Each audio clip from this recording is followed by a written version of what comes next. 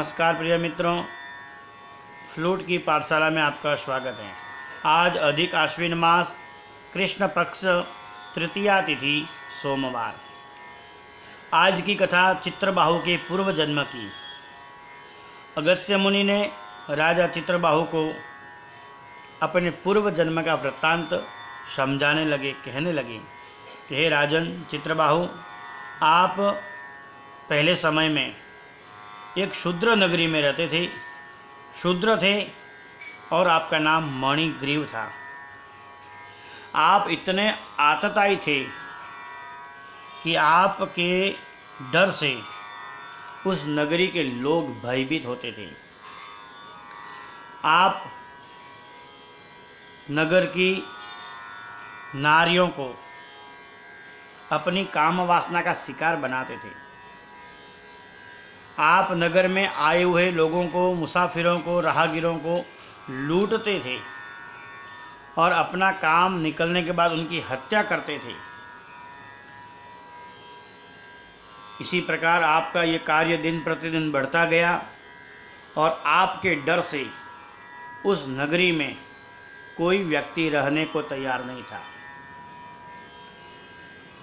सारे लोग आपसे डरते थे। तो फिर अपने परिवार के स्नेहीजन, कुटुंबीजन और अन्य अपरिचित लोगों की तो बात ही क्या, वहाँ पर कोई आपसे मिलना नहीं चाहता था। वह नगरी रिक्त हो गई। अब उस रिक्त नगरी में आपका साथ देने वाली एकमात्र स्त्री आपकी पत्नी थी।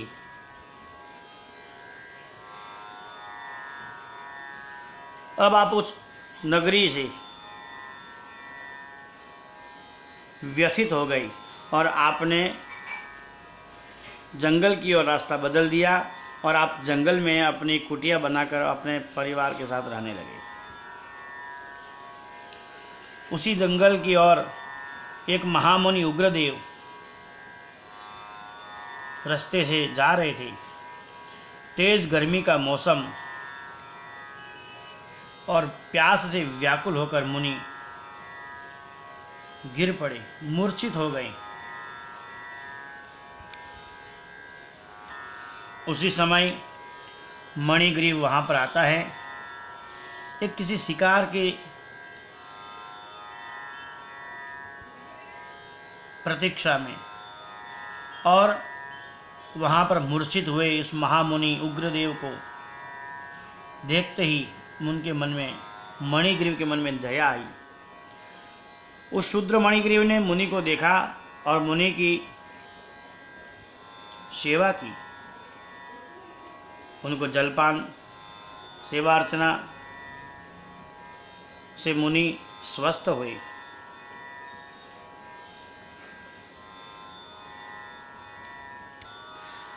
जब मुनि उग्रदेव को यह बात पता चली तो मुनिराज ने उस शूद्र मणिग्रीव को अपने साथ सरोवर की ओर लेके गए और सरोवर में स्नान करके भगवान श्री का पूजन करने लगे और उस वट वृक्ष के पास विश्रांति के लिए बैठ गए।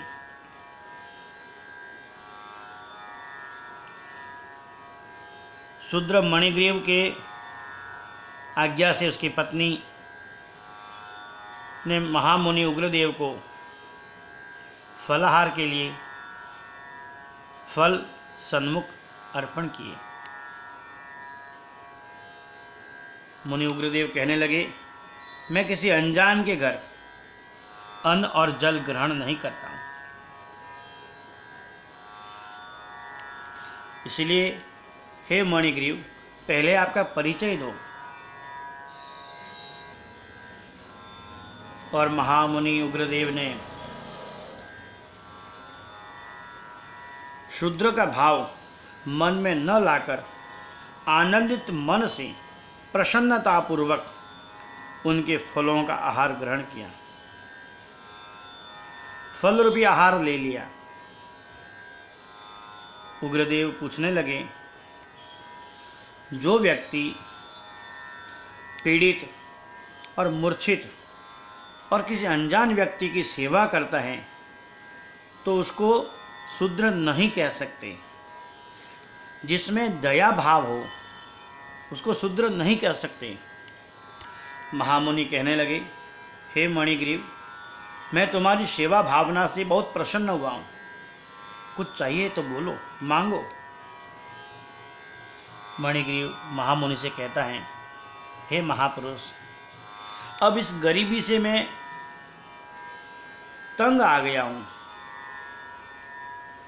ये निर्धनता मुझे बहुत कष्टदायक लग रही है। कृपा करके मुझे धन प्राप्ति कैसे हो, मैं धनवान कैसे बनूं, मैं सुखी कैसे हूं, ये मुझे आप उपाय बताइए। धनवान बनने के लिए मुझे जो भी करना पड़ेगा, व्रत तप जप नियम सब कुछ करने को मैं तत्पर हूं। ये सब मैं करूंगा। ऐसी उत्सुकता मणिग्रीव ने श्री महामुनि को प्रकट की। थोड़े ही दिनों बाद इस पुरुषोत्तम मास का आगमन होने वाला था। महामुनि उग्रदेव ने उस निर्धन शूद्र को धनवान बनने के लिए एक पवित्र उत्तम मार्ग बताया। महामुनि पूछने लगे कि हे मणिग्रीव, आप जानते हो अभी कौन सा महीना आ रहा है, कौन सा महीना चल रहा है? मणिग्रीव ने कहा, मैं शूद्र भले हूँ लेकिन मैं अज्ञानी नहीं हूँ। मुझे सब पता है कि अभी आने वाला, अभी चल रहा मास वह पुरुषोत्तम मास है, अधिक मास है। महामुनि कहने लगे, हे शूद्र मणिग्रीव, इस पुरुषोत्तम मास के व्रतों को, नियमों को पालन करो, उपवास करो, तीर्थ स्नान करो और पुण्य दान करो। पुरुषोत्तम भगवान इस महीने में किए गए दान के फलस्वरूप आपको बहुत धन संपत्ति देंगे। क्योंकि हमारा शास्त्र कहता है, सुपात्र दानात् भवेत् धनाढ्यो धन प्रभावेन करोति पुण्यम पुण्य प्रभावात् सुरलोकवासी पुनर्धनाढ्यो पुनरैव भोगी। हे मणिग्रीव, दान करने से ही धनवान बनोगे। और अभी कलयुग में कबीरदास जी भी कह गए, दान किए धन न घटे, कह गए दास कबीर। इसलिए पुरुषोत्तम महीने में किया गया दान अधिक गुना फल देता है, धनवान बना देता है। इसलिए मन के अंदर के सारे विकारों को छोड़कर मुक्त हृदय से खूब दान करना चाहिए। ब्राह्मणों को घर पे बुलाकर दान करो। महामुनि कहने लगे, इस महीने में तुम्हारे व्रत और तप के प्रभाव से, दान के प्रभाव से तुम्हारे साथ हुआ अन्याय भी न्याय के रूप में तुम्हें फल देगा। मणिग्रीव गदगद हो गया और महामुनि से हाथ जोड़कर विनती करके कहने लगा, हे भगवान, आपने जैसा कहा है, जो कहा है, यह सब मैं अवश्य करूँगा। आपके कहे अनुसार, वचन अनुसार इस पुरुषोत्तम मास के सारे व्रतों को, नियमों को मैं पालन करूँगा और सारे दान मैं प्रदान करूँगा। महामुनि उग्रदेव उस शूद्र मणिग्रीव को आशीर्वाद देते हैं कि हमारा आशीर्वाद है, आपके इस व्रत जप तप में, दान में सभी ऋषि मुनि का आशीर्वाद आपके साथ रहेगा, आपकी सहायता करेंगे। इस प्रकार मुनिराज उग्रदेव को यह व्रत बताकर अंतर्ध्यान हो गए। कहा गया कि भगवान के दरबार में सब समान हैं, इसीलिए समत्व भाव रखकर प्रत्येक व्यक्ति को इस पुरुषोत्तम मास में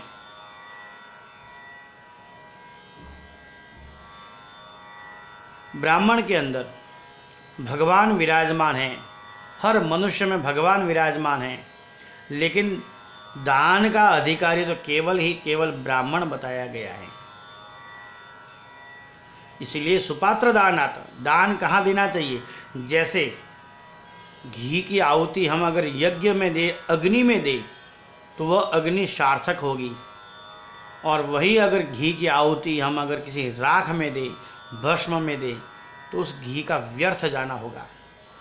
तो वैसे ही दान का अधिकारी ब्राह्मण है, क्योंकि ब्राह्मण नित्य अपना सेवा, पूजा, अर्चन, गायत्री, संध्या, वंदन, नित्य ये सब तप करता है। और तप का अर्थ होता है तपना, अग्नि, तेज।